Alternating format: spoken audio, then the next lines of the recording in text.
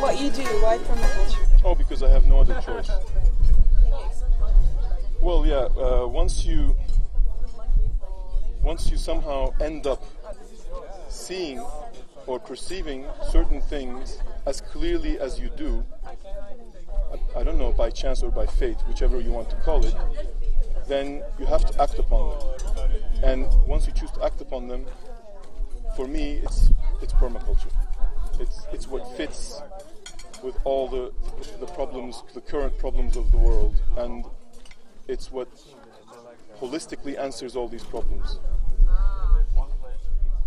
And what you see when you look at the world right now is you actually see that we can't go too long like this, the way we're going. And when we look into the contents of permaculture, it's not a matter of energy efficiency, or it's not a matter of doing the right agriculture, or it's not a matter of getting the right economics happening. It's a blend of all of these and how they interact. And this is what permaculture talks about when we talk about patterning. And that's the core of permaculture, and that's what gets me. And that's what gets me rolling. So when we see it this way, that's why I say I have no other choice, because permaculture is what I found to be the best answer to all our current issues, if you want to put it in another way. Would you say it's necessary for survival? Is it that? Well, it's not necessary for survival. Depends on what kind of survival you're talking about. Bill Mollison likes to talk about enlightened self-interest, or you can have ignorant self-interest. That's also survival. You can manage to survive, but you won't manage to survive in the long run, and you go down in history as a bastard. So you can choose, on the other hand, to have self-interest where you feed everything else other than yourself, which inevitably ends up with everything else feeding you. That's the enlightened self-interest that we talk about in permaculture, and that's what's going to get us through all of what's happening right now, if it ever does. But we don't work because we want to save the world. We work because that's the right thing to do, even if we don't get to save the world in the end of it, or even ourselves. Because just because there might be a chance that we don't get to succeed in what we're trying to do, it doesn't mean we just give up. So I'll have to just quote Bill Mollison again, we'll just keep doing the good work even if we die doing it. It's that clear. So, Mustafa, what is your message to the global community for the International Permaculture Day? Oh, plant seeds, that's for sure. That's my message. And when we think about what permaculture is, when you look into it, when you read deeply into the main reference books of permaculture, and when you study into the philosophy of permaculture, you actually see that it's nothing but a seed. And we plant the seed of permaculture. How we can plant the seed of permaculture within people, I've discovered, is through the 72-hour PDC course.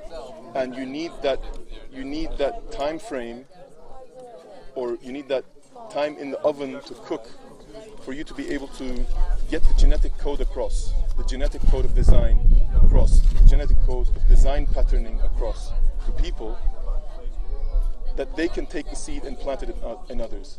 And that's what's most exciting about the work that we do.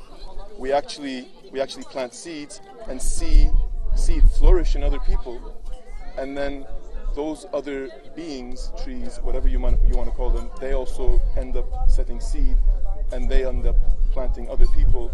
And if you think about it, that's the only way out of what we've gotten ourselves into.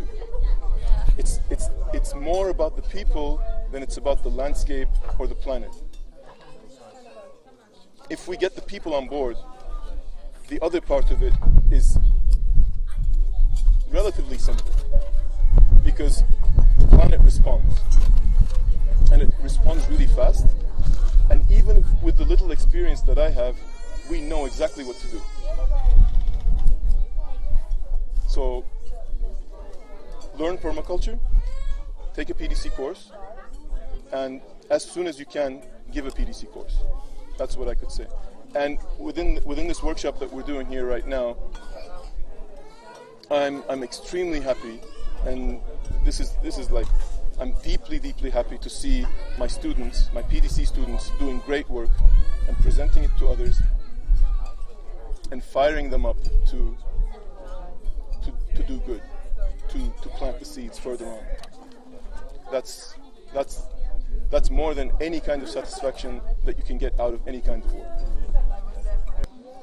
If we need to mention what's going on following this event here with our institute, the Permaculture Research Institute of Turkey, and the work that's coming up this summer or this season, we have the first Mediterranean and Middle Eastern Regional International Permaculture Conference and Convergence coming up in July.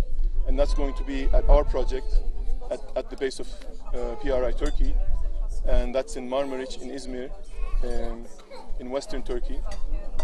And we also have a pre-convergence PDC happening starting on the 30th of June in Istanbul, in Kadir Has University, which will be followed by the conference, and then which will be followed by the convergence. So 30 June is when our PDC starts, and I'll be teaching alongside Ramiz Kent, who's a fellow intern of mine, who was a fellow intern of mine when we were with Jeff Lawton at the PRI Australia site in Zaytuna Farm back in 2009. So he's been doing international teaching as well since then, and I've also been doing a little bit of international teaching, and also I've been teaching back home in Turkey. And we're co-teaching a PDC course, which will be followed by the conference and convergence. So that's actually a big event, because it's the first ever Mediterranean and Middle Eastern regional convergence with the PDC holders from the region. Oh, we expect everyone to come, and everyone's invited, of course.